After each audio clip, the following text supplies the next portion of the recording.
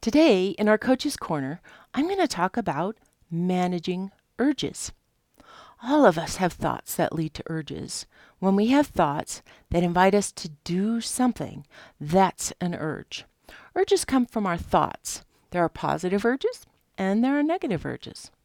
Positive urges are like when you have an urge to help someone, or an urge to learn something new, or an urge to exercise and get some movement. Those are just a few. Negative urges are those that urge us to overeat, overdrink, to treat others badly, throw a temper tantrum, and on and on. I believe one of the biggest barriers to emotional adulthood is our inability to manage urges that lead to negative consequences.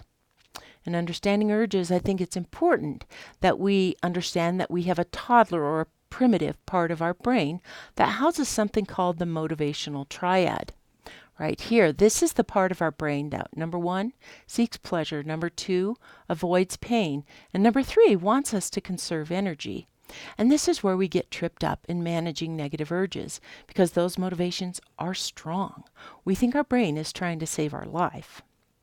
When you have a negative urge, you have three options of how you can respond.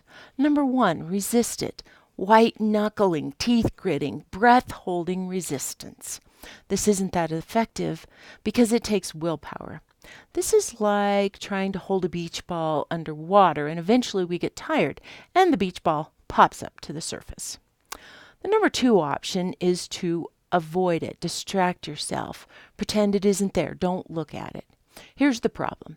That urge will come back again and again, chasing us like Tom the cat chased Jerry the mouse. Both resisting and avoiding eventually lead you to giving in to an urge. Fortunately, there's a third option, and that is that we allow or process the urge. Let's investigate this one because this is the one that works to manage urges.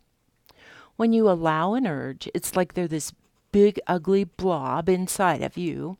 You look at it, you sit with it, you feel the vibration of the urge in your body. You might drool a bit depending on what the urge is, but you don't engage with it by arguing with it, negotiating with it, trying to make it go away. You just simply allow it to be there.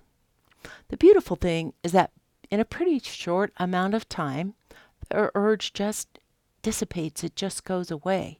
And you realize that urge or desire is completely harmless and you can manage it. Let's look at an example. Let's say that your favorite snack is a chocolate bar, okay? But you know it's not good for you. You draw two dots on the paper. One on the left, dot A, is the urge. The one on the right, dot B, is when you give in to this urge. This urge to have a chocolate bar. Every time that you have the urge to eat a chocolate bar and give in to the urge, a line is drawn from dot A to dot B. The more you give in and eat the chocolate bar, the heavier the line comes between dot A and dot B. And pretty soon we have a pretty significant path. And the heavier it is, the more it is traveled, the more familiar your primitive brain is with the journey. And your primitive brain, the motivational triad, tells you that journey is a good one to take. You avoid pain of resisting the urge. You get pleasure, and because the path is familiar, it takes the least amount of effort.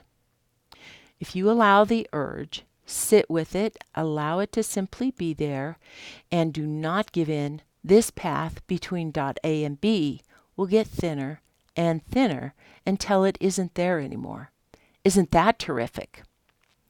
If you want help managing your negative urges, give me a call, Mary Ann Bandy, Life Coach, at 303-746-7799.